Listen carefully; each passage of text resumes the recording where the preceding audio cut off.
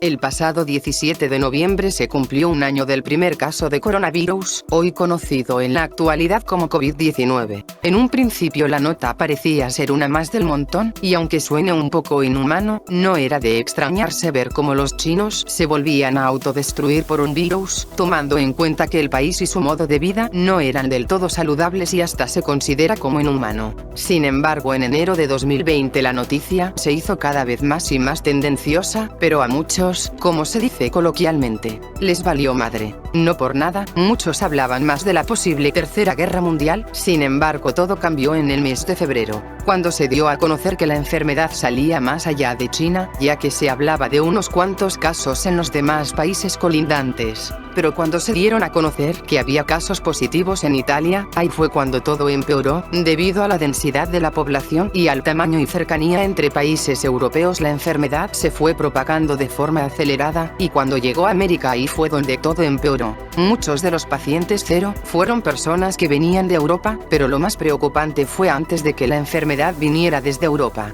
ya que se decía que había asintomáticos que estuvieron en China y otros países orientales, es decir, ya eran portadores del virus sin darse cuenta, lo cual empeoró más la situación e hizo de esta enfermedad una especie de agente secreto que se propagaba de forma acelerada. En marzo fue cuando la enfermedad llegó a su punto máximo de preocupación global. Primero, las ligas de fútbol en Europa decidieron suspenderse para evitar la propagación del virus, o mínimo, decidieron realizar juegos a puerta cerrada, se cerraron escuelas, se cancelaron eventos y se tuvo que realizar un paro de labores, y ya como punto final, se aplicó la medida de la cuarentena para evitar que el virus se propagara más rápido. A estas alturas la OMS pensaba que el virus podía ser fácil de controlar si se seguían estas medidas, ya que muchos analistas pensaban que la enfermedad sería algo así como el H1N1 de 2009. Grave error. La OMS se tardó un poco en analizar el virus a fondo. A cada momento se le descubrían nuevos síntomas a la enfermedad, formas de propagación y propiedades de la bacteria, como el tiempo en el que el virus tarda en infectar el cuerpo, y el tipo de tratamiento que debían tener los pacientes que hayan contraído el mismo.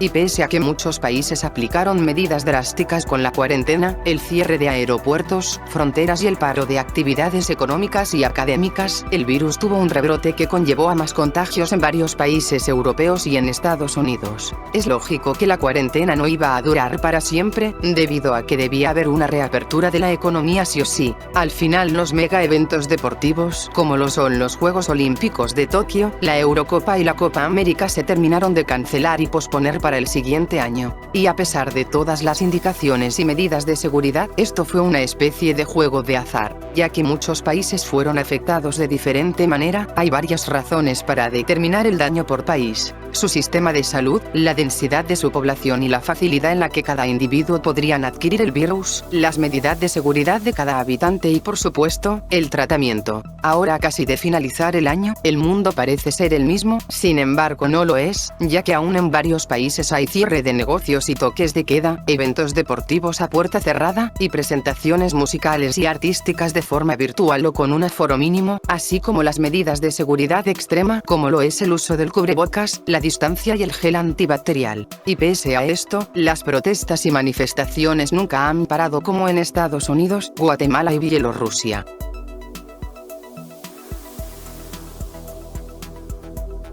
Luego de haber dicho todo esto, hay que aclarar algo. Hugo López Gatell y el Dr. Alcocer son parcialmente culpables, no al 100% ni mucho menos en su mayoría. Como dijimos, la enfermedad nunca se le dio una característica ni una forma de evitarla de forma concreta. Gatell solo siguió órdenes de la OMS y se basa en lo que muchos investigadores habían dicho. Aquí el problema fue que de forma estúpida daba cifras erróneas, tanto en la predicción de datos como en la cifra actual de infectados. En marzo dijo que el número de muertos sería de 10.000 en el peor de los casos, y al final terminamos con más de 100.000. Dijo que la cuarentena o aislamiento sería hasta el 20 de abril, luego el 30 del mismo mes, y al final dijo que la normalidad vendría el 1 de junio. Lo más grave fue que en mayo fue el mes donde las cifras de infectados se dispararon sin control. Al final cada estado determinó el riesgo de contagio en base a un semáforo epidemiológico, donde se determina la propagación del virus y la saturación de camas de hospitales por COVID-19. Entre junio y agosto se considera como el tiempo más turbio, debido a que la nueva normalidad no llegaba como tal, al contrario, más y más casos se acumulaban, pese a varias medidas drásticas como lo fue la ley seca, el paro de producción de las cerveceras, la prohibición de la venta de tabaco y los toques de queda en algunos municipios. Se seguían perdiendo más y más empleos. Al final, nunca hubo una reapertura de escuelas, y este nuevo ciclo escolar se dice que será a distancia, pese a que no todos cuentan con los recursos necesarios para poder realizar sus actividades escolares, y pese a que muchos padres de familia exigen que se reabran las escuelas en todos los niveles, los gobiernos de cada estado no quieren correr el riesgo. Este año fue un verdadero desastre y tragedia para el entretenimiento. La Liga MX nunca regresó a la apertura de los estadios en su totalidad. Solo sabemos de 2 juegos con público, que fue un Mazatlán versus Tijuana y un Guadalajara contra América. No hubo fiestas patronales ni ferias anuales, se cancelaron convenciones, conciertos y demás eventos recreativos. Un año completamente muerto, pero, a todo esto aún hay más razones por las cuales el virus en México se volvió un desastre, más allá de las cifras erróneas de Gatell y la nula inversión de la 4T en temas de salud. Primero,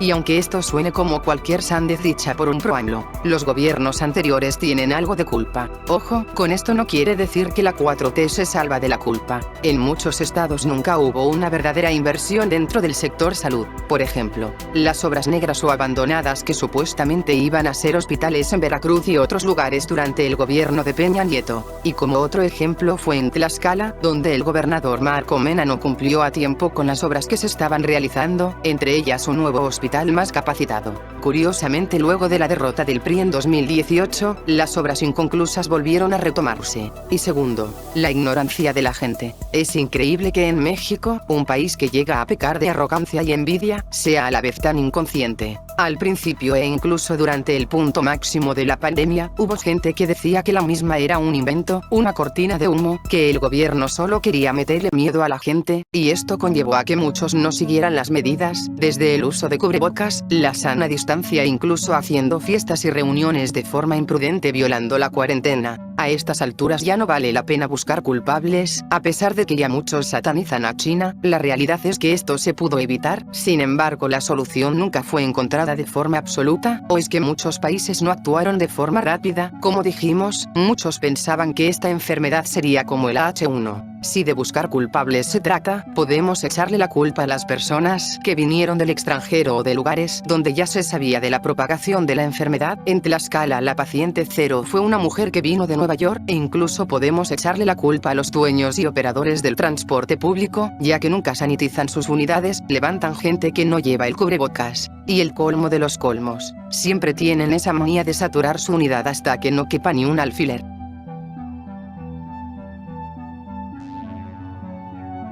Ya lo único que nos queda es esperar y ver cómo terminará este cuento, esta anécdota que quedará para la posteridad. No queda más que pensar en el hoy y dejar de pensar en el futuro, y olvidar el pasado, ver a nuestro alrededor y por los nuestros. A fin de cuentas, muchos planes, proyectos y demás circunstancias que se consideraban como normales o de todos los días, dejaron de serlo. Ahora es difícil salir y tener una precaución extrema. No podemos pensar en qué pasará el siguiente año. Ya quedó más que demostrado que las cosas no siempre van a salir como lo planeamos. Muchos se alarmaron por una posible guerra mundial, y al final terminamos con un mega problema sanitario. Como mencionamos, ya ni buscar culpables tiene sentido, tomando en cuenta que el problema vino de todos lados. Lo único que queda es ser precavidos y, sobre todo, pensar más en el presente que en el futuro. Váyanse con cuidado y nos vemos en otra ocasión.